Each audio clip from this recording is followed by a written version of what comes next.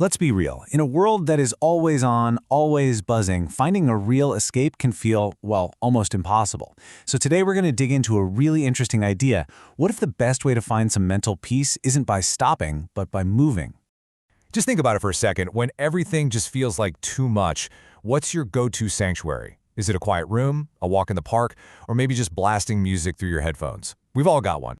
Well, the answer from the story we're looking at today probably isn't what you'd expect. It actually involves a place a lot of us kind of dread going to. And it all kicks off with a fantastic new word for our vocabulary. And here it is, hibernaculum. So in the animal world, this is a shelter for surviving a really harsh winter. It's a place for dormancy, for preservation. You know, think of a bear in its cave or a snake coiled up somewhere safe underground. It's a place of retreat. Okay, so that brings us to the big question. We're not bats or bears, right? We don't really hibernate through the winter. So what in the world could a human hibernaculum be? Well, according to our source, that human sanctuary is the gym.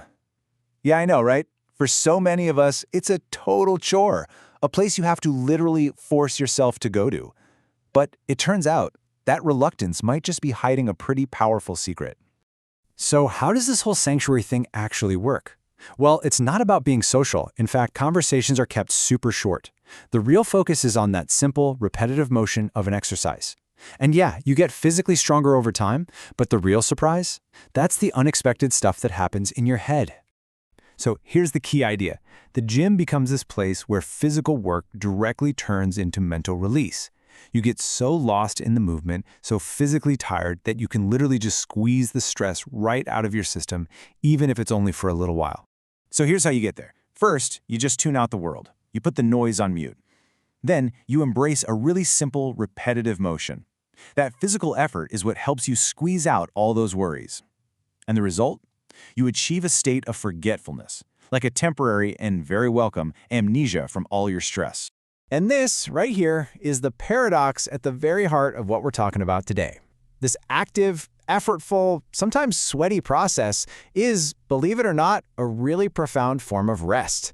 It completely challenges our whole idea of what it means to recharge. Let's just break it down. You've got the old idea on the left. Rest means being still, lying on the couch, sleeping in. But on the right, you've got this new idea.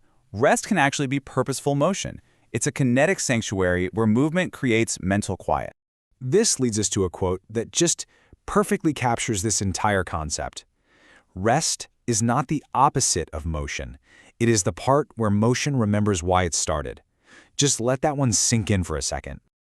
So what does that actually mean for us? It means that taking a break, whether that's by being still or through a purposeful action like this, it isn't giving up. It's the very thing that gives all our other actions purpose. Without these moments of rest, all our busy movement just becomes meaningless noise. And that leaves us with one last, pretty important question for you to think about. Look, the gym is just one example. For you, it could be running, swimming, cycling. It could even be gardening or knitting.